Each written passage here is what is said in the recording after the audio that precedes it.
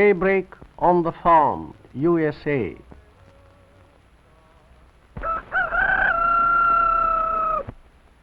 Only the familiar song breaks the silence.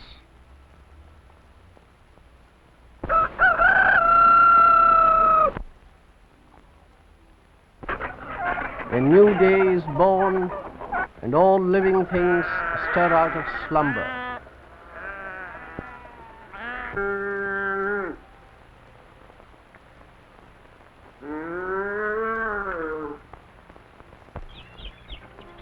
In the fields, the corn welcomes the life-giving sunshine, and dewdrops glisten in the soft morning light.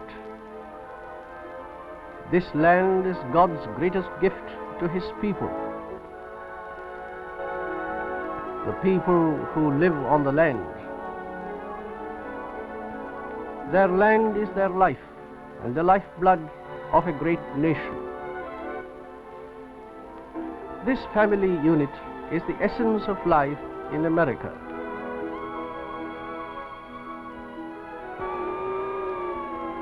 Through privation caused by dust storms in the area known as the Dust Bowl, through destruction by ravaging flood waters, through pestilence and blight and countless other encounters with time and the elements, the family unit has survived. And so America has survived.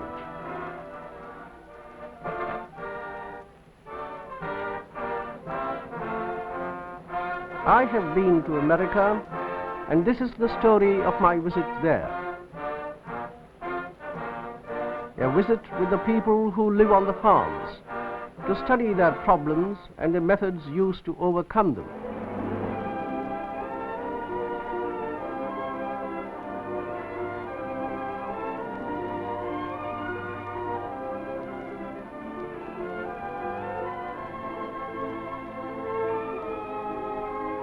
With 23 of my fellow countrymen, I was greeted by our friends of the Ford Foundation who sponsored our trip.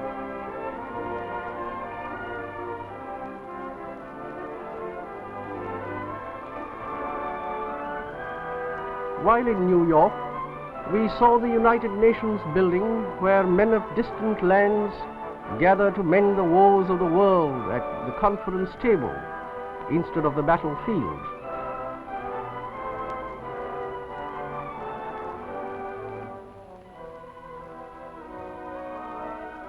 Then we went to Washington, the nation's capital and a beautiful city.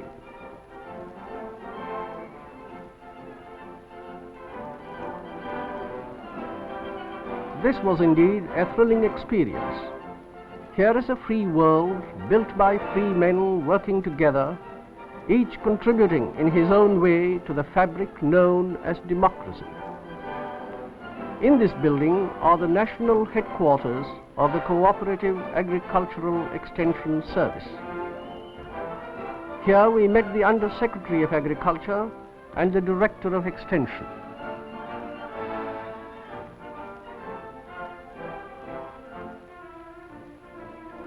The Director of Extension, Mr. M.L. Wilson, explained the origin and functions of his organization. He explained that Extension was founded to cope with the needs of the people on the farms, the people who live off the soil, who supply the food and the fiber for the nation's needs. To these farm families, Extension truly extends the services of the Department of Agriculture and the land-grant colleges. Mr. Wilson explained that nearly 100 years ago, Congress granted land to each state to build a college, to train its farmers and thereby raise their standards.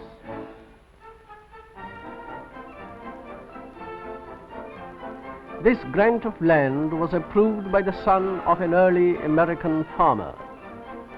His name was Abraham Lincoln.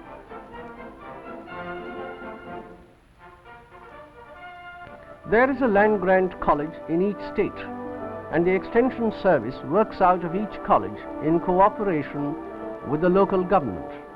Such a college is located at Columbia on the campus of the University of Missouri.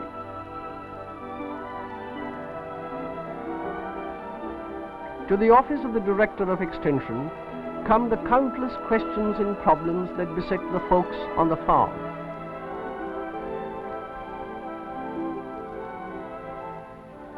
These men are the connecting links between the government, the college, and the farmers. As at other colleges throughout the country, farm youth may attend classes in various phases of agriculture.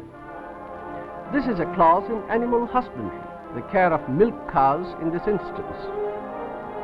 A modern laboratory is maintained for research into the mysteries of plant and animal life.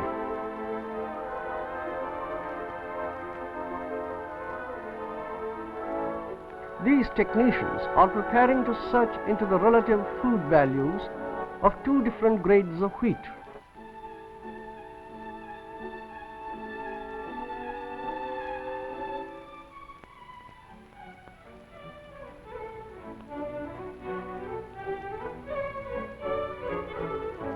In addition, each college has an experimental station where we see the factual evidence of scientific application to the art of tilling the soil.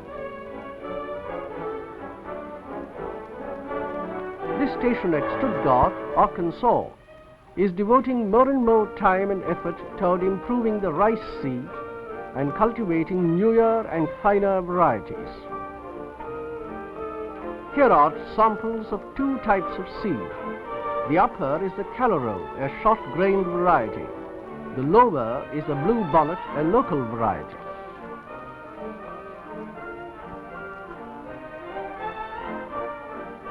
In other plots, identical seeds are planted under identical conditions, but with the addition of one or more fertilizers. The results will be studied and the quality will be determined at the laboratory.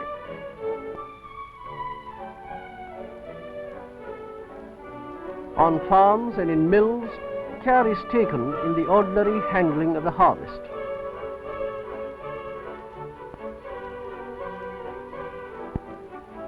This eliminates waste in the course of transporting the material from one location to another.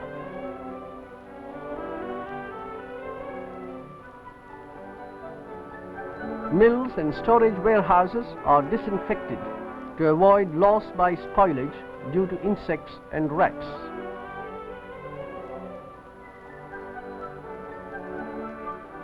Not only do the sons and daughters of the farmers attend the colleges, in addition, the colleges go to the farm families. The vast storehouse of information available at the colleges and the Department of Agriculture is carried to the farm families by two very important individuals. One is the county agricultural agent, who is generally a college graduate with a degree in the field of agriculture. He deals with the problems of the men and boys on the farm.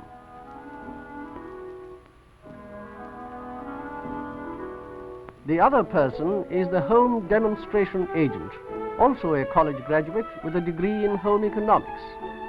This lady deals with the problems of the women and girls on the farm. For indeed, women do play a vital function in the maintenance and operation of the American farm and home.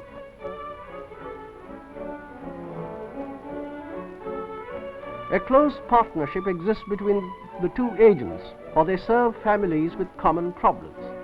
In fact, they often work together in the same office. This agent has a letter from Mr. Brown asking him to see what may be done to save his farm.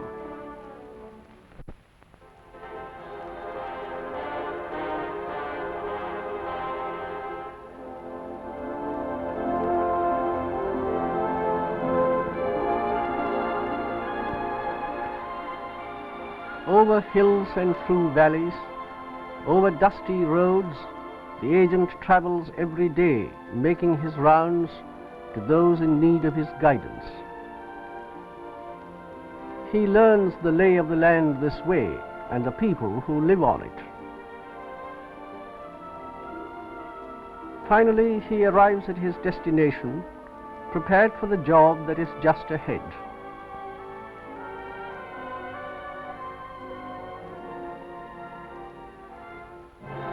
On his daily visits to the farms, the agent meets many farm children. This little girl would like that pretty dress in the catalogue, and the boy a new pair of trousers.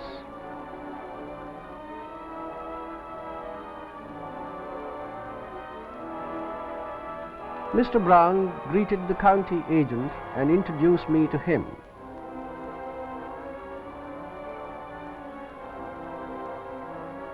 Mr. Brown told about his troubles and asked the agent to come and see for himself.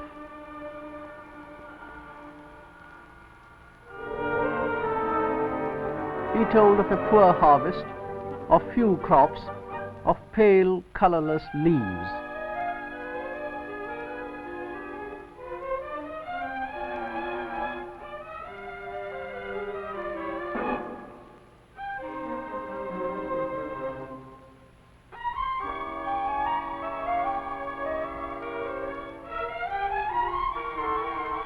The agent looked over the farm and studied it.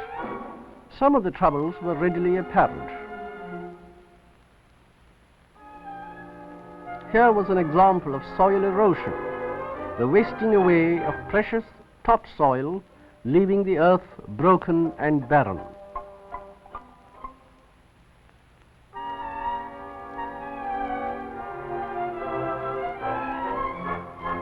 Other matters would require further study. First, a sample of the soil will be needed. A specimen is taken for closer examination.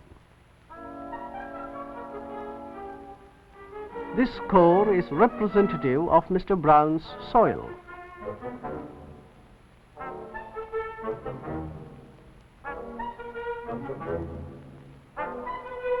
At the county laboratory in Columbia, the technician uses various solutions to determine the true properties of Mr. Brown's soil.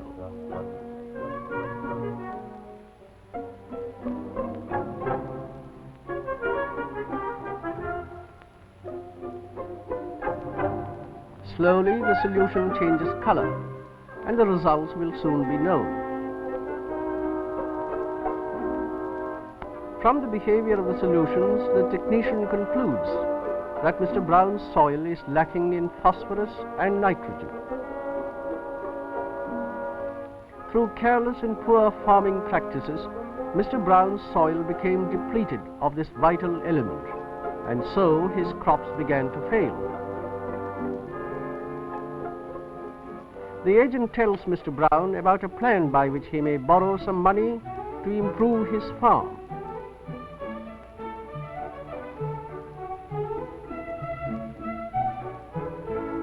Then he must carefully follow the agent's suggestions in order to conserve the soil and make it more productive. First, the land is plowed on the contour, round and round the hills.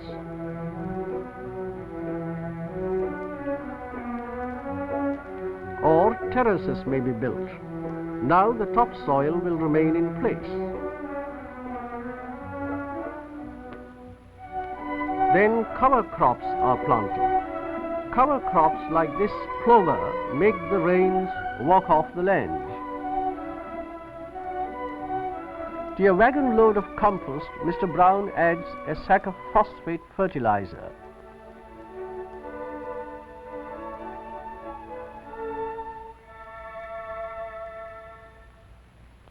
This is the phosphate shown to be lacking by the laboratory test.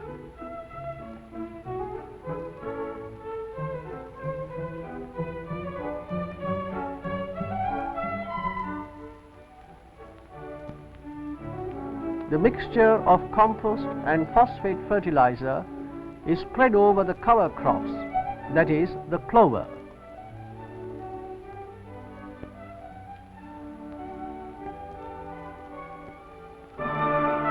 But because Mr. Brown's soil was lacking in nitrogen too, he must add this mineral as well.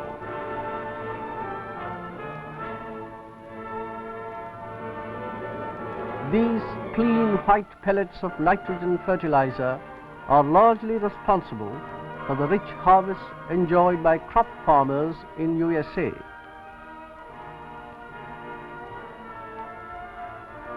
The nitrogen fertilizer is then added to the compost, the phosphate and the clover.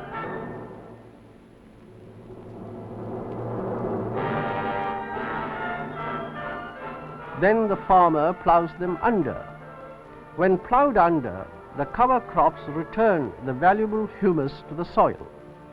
The compost too is rich in food value, and the phosphate and nitrogen fertilizers add to the soil the rich minerals that had become exhausted.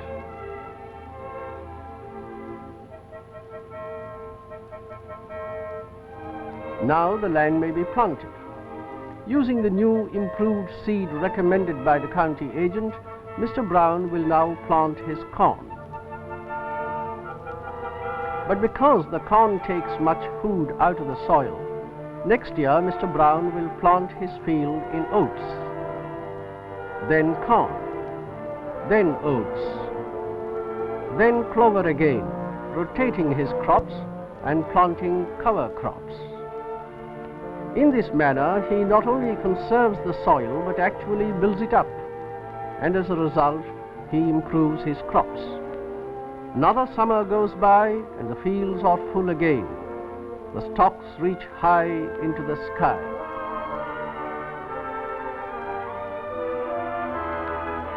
The leaves are a dark, rich green, and the corn a bright golden yellow.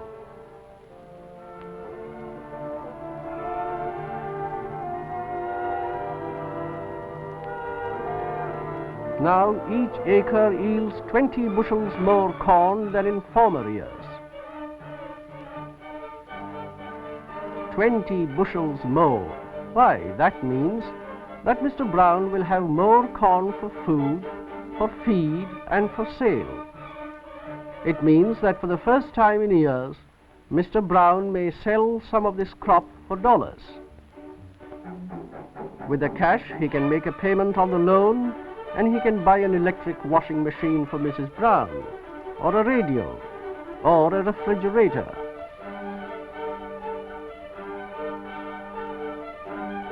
The washing machine relieves Mrs. Brown of many long hours of hard manual labor.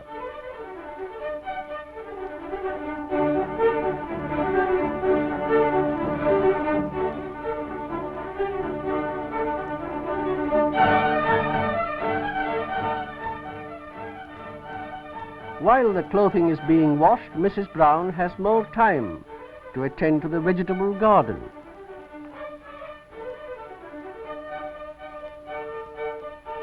The radio contributes to the welfare of all the family, for there are programs devoted solely to the needs and interests of the folks on the farm. Every day on the radio, the farmer can learn the weather for the next day.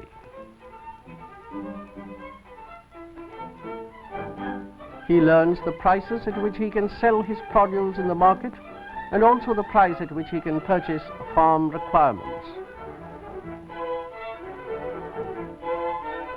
The refrigerator preserves the food, keeps it fresh and nutritious. Fruits, vegetables, milk and butter are all kept free from contamination.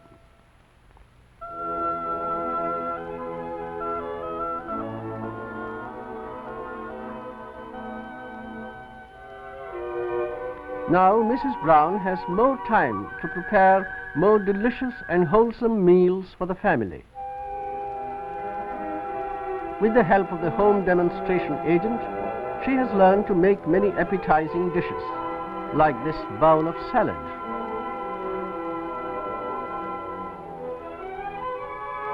The home demonstration agent goes directly to the farm home with her knowledge of food preparation for adults and youngsters alike.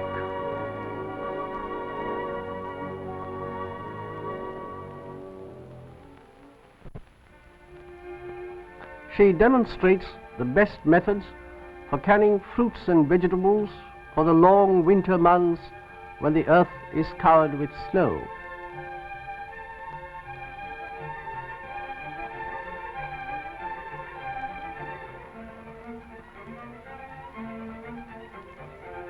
She may also apply her training in renewing the furniture or decorating the home, making it more livable.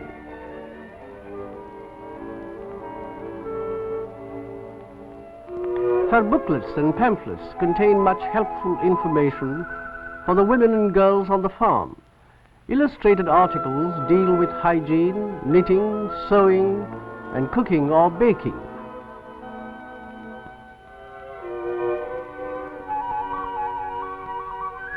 The farm girls learn from their mothers and from other women who give their services without pay to the formation of clubs for boys and girls.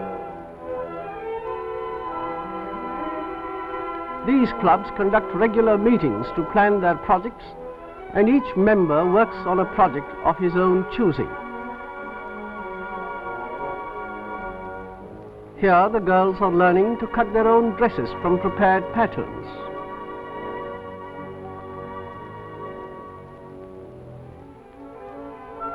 This girl is raising a brood of poultry. She has cared for them since they were chicks. The boys find interest in livestock and other activities that concern the man on the farm. County agents instruct the boys in the care and feeding of the animals. The young son of the Brown family is a member of a club in his community and the proud owner of one of these fine milk cows.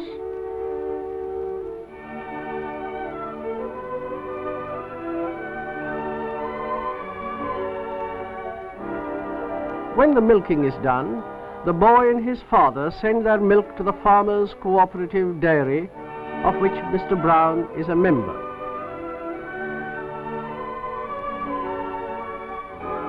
From the surrounding countryside, farmers bring their milk to this plant where it is pasteurized and bottled. Or it may be made into butter or cheese.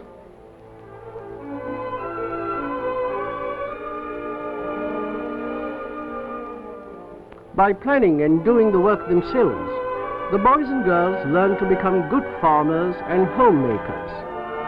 The clubs are known as the 4-H Clubs of America. 4-H for developing the head, hands, heart, and health.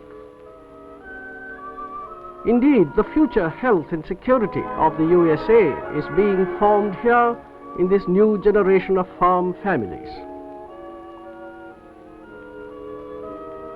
Like their children, farm adults also gather to discuss problems that affect the community in which they live. Questions raised by the members are examined and programs are planned for the coming year.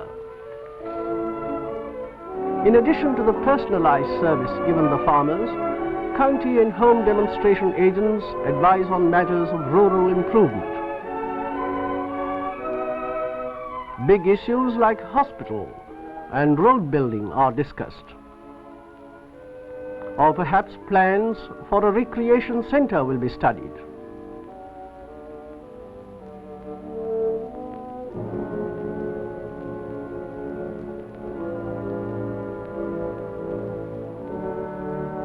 Whether it be the problems of the soil or the details of personnel attire, extension workers are on hand to help these people to help themselves for the betterment of the individual, the community, and the nation.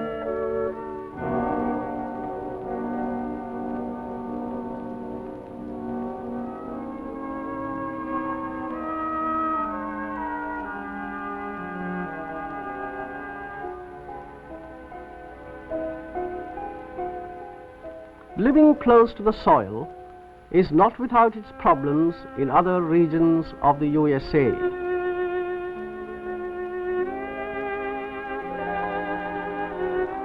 On large plantations and on small farms, the Negro families toil and sweat and sing away the endless hours in the cotton fields.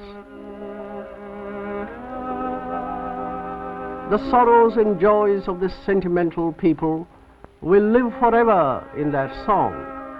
Much of the cotton is still picked by hand. Only the large plantations are mechanized. Down through the generations, for nearly 3 centuries, cotton farming was all these people knew.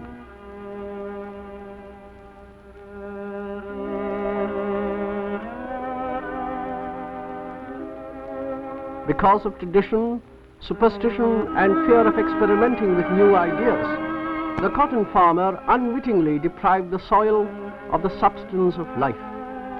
But dissemination of knowledge did come, as it were, by the wagon load. And this is the man who delivered it.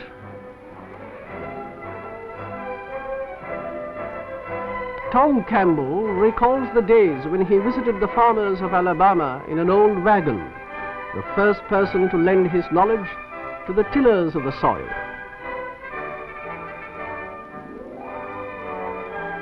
He is the man who is responsible for the founding of the present Extension Service among the Negro farmers in the U.S.A. From that early school on wheels to the modern institute at Tuskegee, the Negro has made positive progress. Founded by Booker T. Washington and made famous by those who followed him, Tuskegee today is known throughout the world. From Negro scientists have come dramatic discoveries in plastics, so useful in everyday life.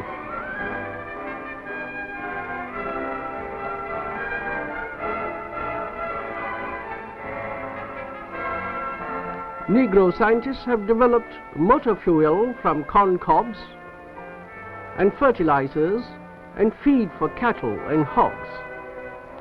Quantity production of penicillin as well as other advances in the medical arts are the result of Negro ingenuity.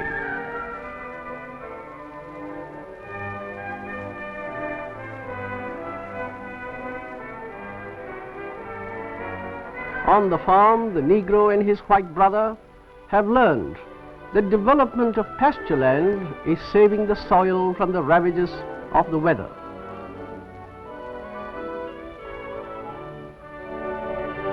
Trees are planted to provide fuel for the home and to keep the water from running off the land.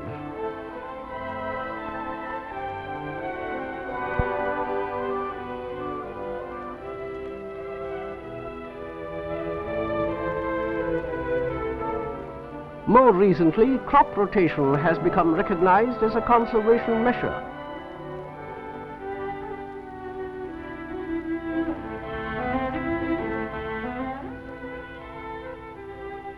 The farmer is learning that insects and pests breed and multiply in old stalks, bushes, and in trash.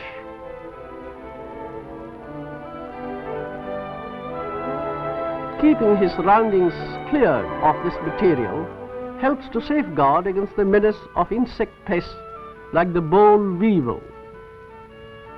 This pest once threatened to destroy the entire cotton kingdom. But chemical insecticides were developed to destroy the insect without harming the young fiber bud. Application of insecticide is carried on in a number of ways, ranging from the hand duster on to the airplane.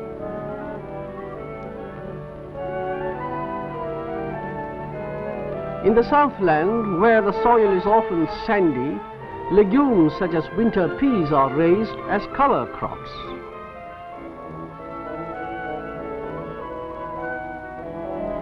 These are planted between the rows after the harvest and plowed under in the spring. The soil is then enriched with fertilizers that contain nitrogen, phosphorus, and potash. Negro county and home demonstration agents often travel together to aid the families with their many problems. some of their major efforts evolve about correcting unsanitary living conditions.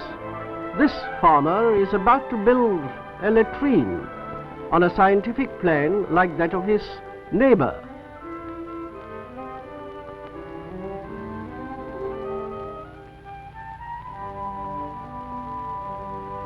Because cleanliness is a prime requisite to health, plenty of soap and water is the order of the day.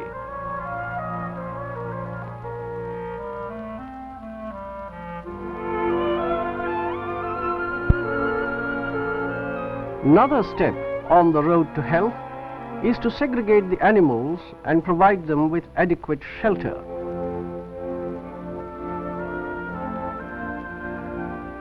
This farmer is protecting his health and his family's too by keeping his animal away from the farmhouse.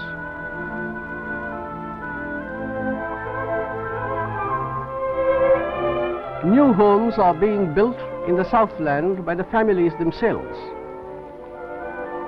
These are built of blocks made of cement mixed with sand and water. The mixture is poured into wooden forms on weekends or in spare time when the work in the fields is done. Friends and neighbors come to help the farm families. The lady of the house also lends a helping hand. The mixture is carried from the mixing box in a single-wheeled vehicle called a wheelbarrow.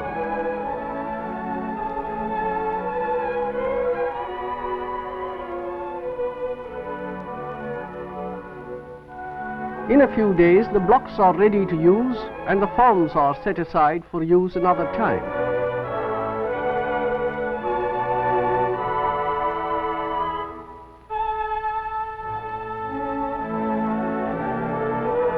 Before long, the blocks become solid, weather-resisting walls.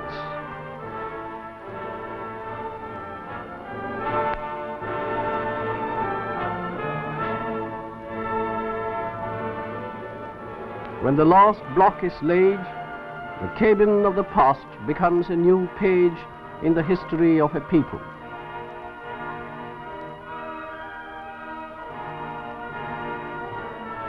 When illness strikes, home demonstration agents provide helpful counsel and make arrangements for professional medical treatment.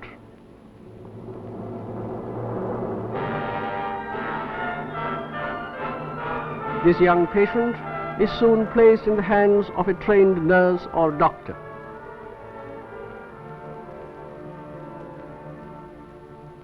The old diet of meat fat, corn and molasses is being modified.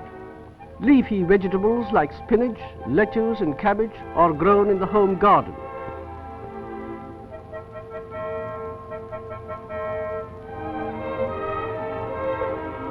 Bright red tomatoes help balance the diet and protect the body against disease.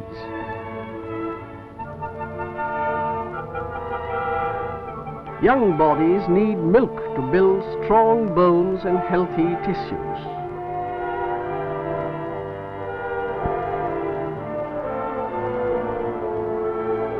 From the banks of the Mississippi into the hinterland, on farms, in gins and in the cotton markets, Negro families have been freed of their fears and superstitions.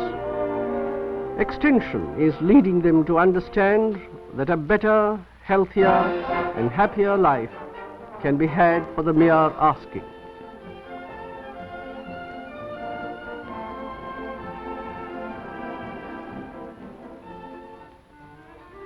At the Alabama Polytechnic Institute in Auburn, a brief study of fish pond fertilization reveals some interesting data.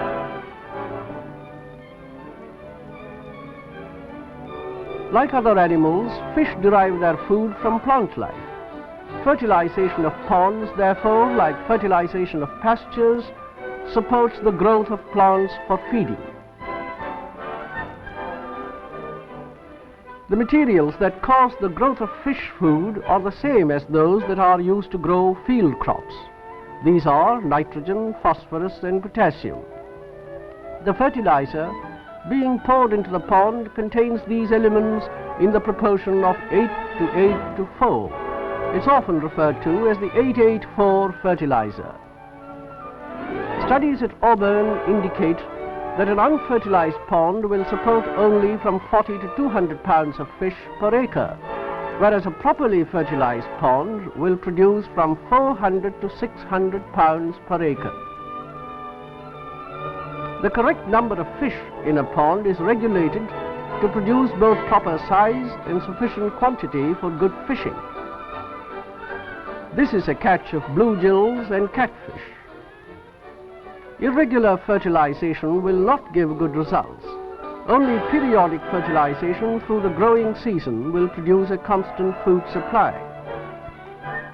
In Alabama, the ponds receive from 8 to 14 applications in a year.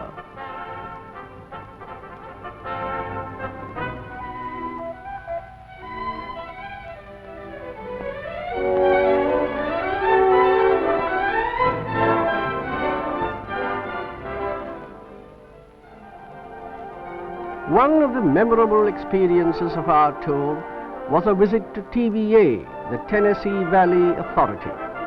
The first of a series of government projects under TVA is Norris Dam. It's a brilliant example of man's ability to harness the river and put it to work for him.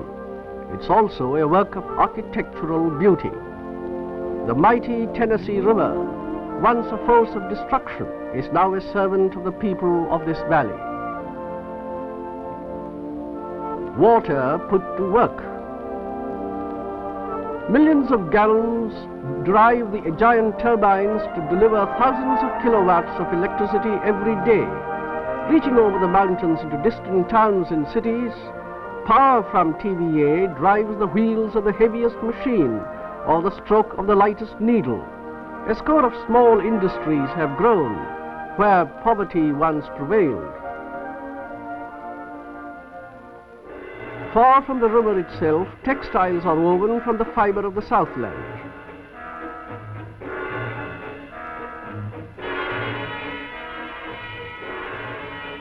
In this small shop in Knoxville, motors are wound.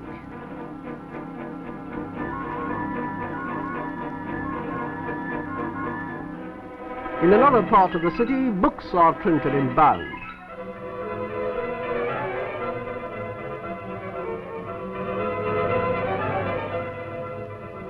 Bread is now baked in electric ovens, and bricks and tile and plastic articles are fabricated for use in home and industry.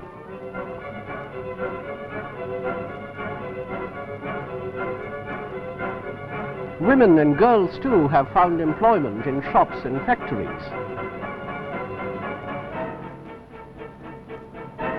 One of the major industries in this area is the manufacture of fertilizer. Cheap electric power keeps production costs down for the man on the farm who must buy this vital commodity.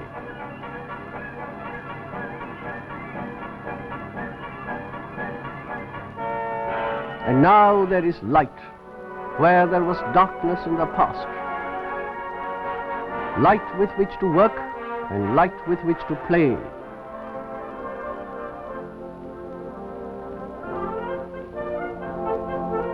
Rural electrification has truly made life brighter in the valley of the Tennessee. Guiding the course of one waterway is guiding the course of thousands of human lives to prosperity, health and happiness.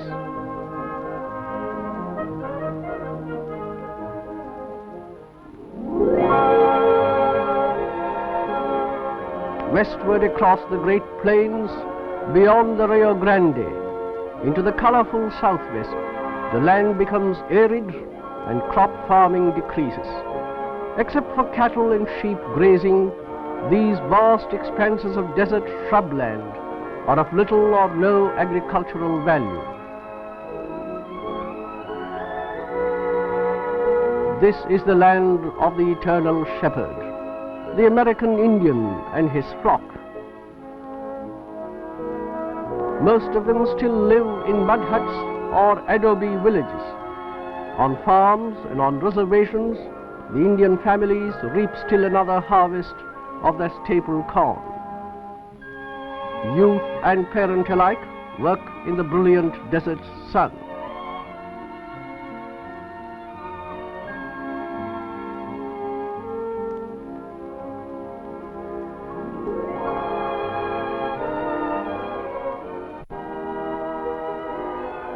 High atop a lofty mesa, we climb to the village of Acoma, where the Pueblo Indians built their homes. They live here in the time-old manner of their ancestors. Overlooking the wide open spaces, the village lay quiet and peaceful.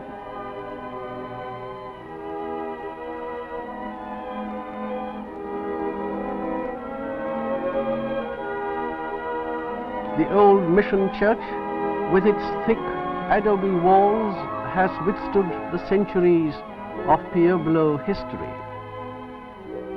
A member of the village council explained that his people are sometimes skeptical of the white man's medicines and methods, but they are fast beginning to take an interest in the progress of the civilization that surrounds them.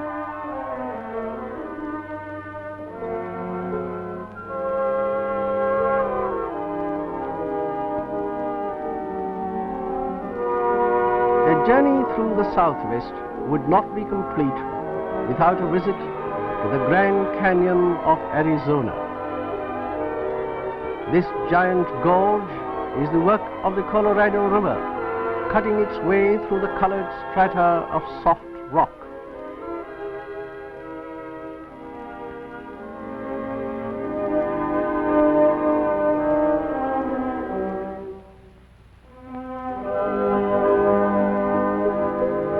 In some places, this age-old spectacle is over a mile in depth.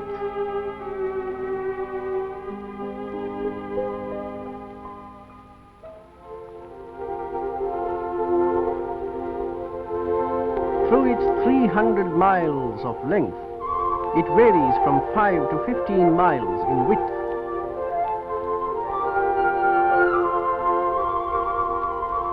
Like a sunken city of towers, temples and castles, the Grand Canyon is still being formed by the rippling flow of a river and the endless flow of time.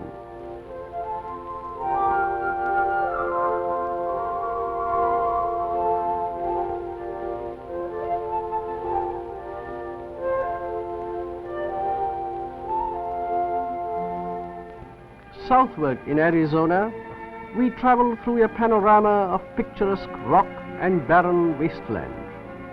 This was the desert, hot and dry. Yet some of this desert land is the most fertile in the U.S.A. Just add water. Water in this arid soil is as vital here as it is to us in India. Water from the mountain forest paints the desert green. Water and the long sunny seasons of the Southwest combine to yield the lush citrus so pleasing to the palate. Rich lemon groves furnish here in this desert soil. Lemons are picked according to size. Only full-grown fruit are chosen. Citrus groves abound with Spanish-American workers, many of whom are women.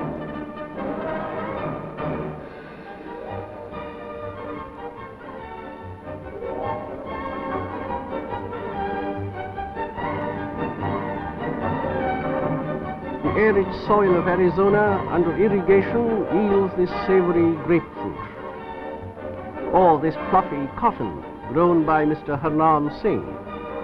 Mr. Singh is one of the many successful Hindu immigrant farmers in southwestern U.S.A.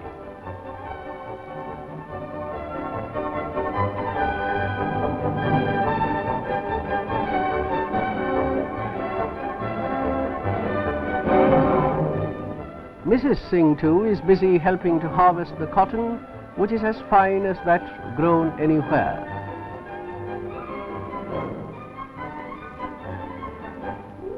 Water is piped from canals into individual rows in Arizona and California, where truck farming is done on a large scale.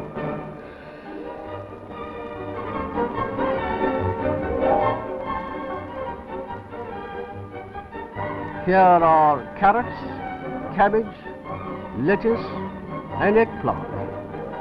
Just a few of the many vegetables grown by irrigation of the rich Imperial Valley of California. Along the foothills further north, the sweet aroma of ripening oranges fills the balmy air. That the golden orange was first introduced to the Western world by our own country, India, is cheerfully acknowledged. Today, California is one of the greatest orange-producing areas in the world. Tasty, juicy Valencias, nature's builders of health and stamina. Here they begin their journey through the largest cooperative packing houses to the food baskets in homes across the land.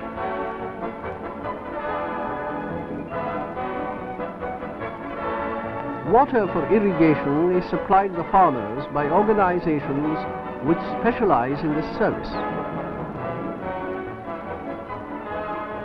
The farmer must do the work himself, however, and all this is mechanized.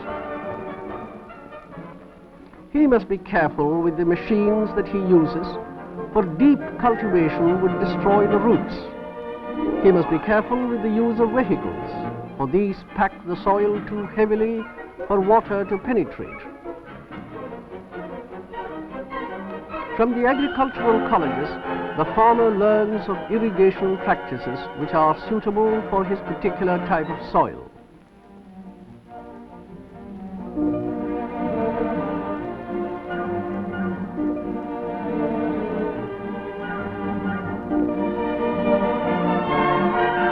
Citrus farming is a highly scientific undertaking. Thousands of fruit are measured and the sizes tabulated. With this information, the technicians at the colleges determine the proper amount of water and fertilizer to use with a specific type of soil. And still the work goes on, research, test and study.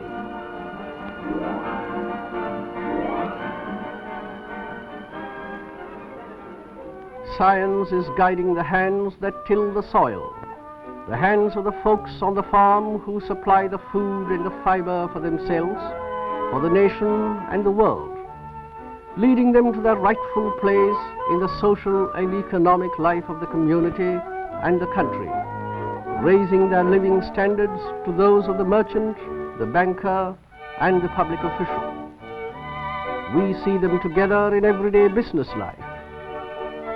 We see their children attend the same schools.